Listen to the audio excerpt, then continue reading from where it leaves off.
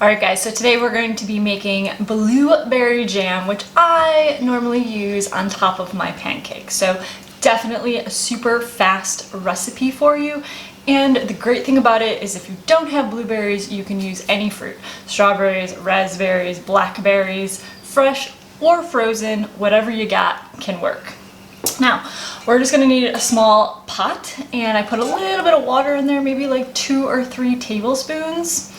And next, I'm gonna put my blueberries in. So this is around a cup, but if you wanted to make a larger batch, just use more fruit, okay? So dump those in. And the next thing we're gonna be using is chia seeds. So you guys can take a look, those little tiny black seeds. And a couple of really great things about chia seeds. Number one, they have protein, so we're getting some really good protein in there.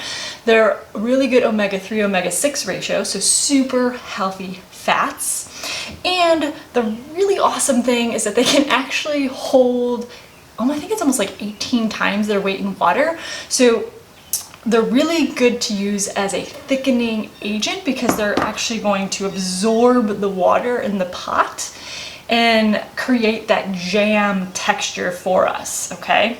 And there's no real right or wrong way or amount to this, so I'm gonna start with a tablespoon and we're gonna put that in. Now, the next thing, we need some sweetener. Jam always has a sweetener. We're not gonna use plain white sugar though. We're gonna go a little bit healthier, and this, again, whatever you have at home can work for you on this. You can use agave, great choice. You can use maple syrup. You can use something like coconut sugar or coconut nectar, I think it is, coconut syrup type thing. You can use stevia, kind of whatever your preference is for a sweetener, totally works fine for this. I'm actually going to use agave. I'm gonna just do, again, like a tablespoon. No real right or wrong reason to this whole madness, just kind of your own preference on how sweet you want it. So what I'm gonna do now, I'm gonna take this, put it on the stovetop, kind of just put it on medium to low so that the fruit starts to defrost, and we're gonna kind of smush some of it.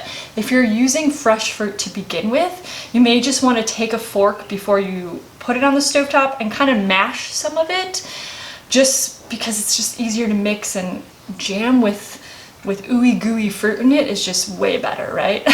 So let's head over to the stove.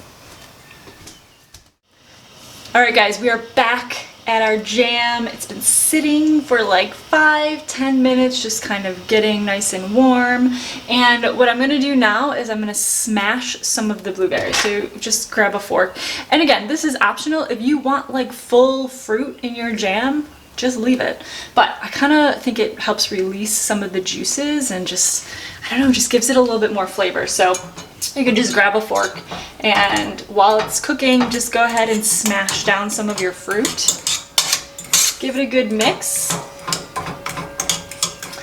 And what's nice is this recipe, number one, doesn't take forever, but you can always adjust this, the sweetness of it every time you make it if you find that you need it more sweet.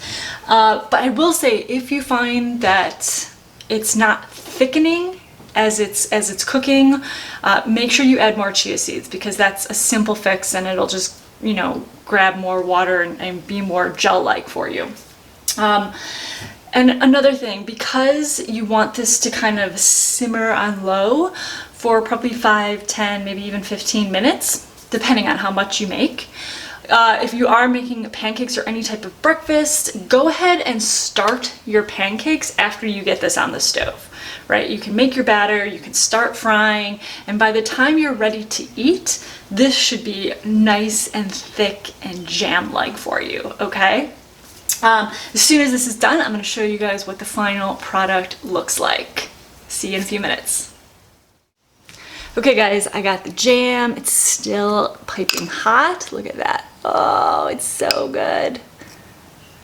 If you let this sit and completely cool, it'll actually gel up and jam up even more. So if you are making larger batches, go ahead and just, you know, put it in your jars or in your bowls, whatever you're using, and just let it cool. And it'll actually just be like normal jam for you. Let me know how this goes if you guys make it. Let me know down below in the comments, because I'm super intrigued if you give it a try or what fruit you use. And again, super healthy, homemade. You can customize it, you know, any fruit, any sweetener. Give it a go, and we'll see you guys next time.